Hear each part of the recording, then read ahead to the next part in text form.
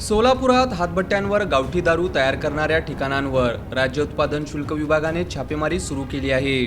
29 मे ते 1 जून या 4 दिवसात 50,400 लिटर रसायन, 4,000 लिटर हातभट्टी, 155 लिटर देशी विदेशी दारू व ताडी जप्त करण्यात आली आहे। यात 47 जणांविरुद्ध गुन्हे दाखल करण्यात आले असून 3 वाहनेही जप्त केल्याची माहिती राज्य उत्पादन शुल्क विभागाने दिली आहे।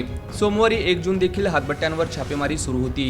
राज्य उत्पादन शुल्क विभागाने हातभट्टी मुक्त गाव अभियान हाती घेतले आहे। त्या अंतर्गत पोलीस प्रशासनाची मदत घेऊन राज्य उत्पादन शुल्क विभागाकडून हातभट्ट्यांच्या ठिकाणी छापे टाकले जात आहेत। पुण्यात विषारी दारू प्राशन केल्याने 24 जणांचा मृत्यू झाला असून असा प्रकार सोलापुरात होऊ नये यासाठी खबरदारी घेतली जात आहे।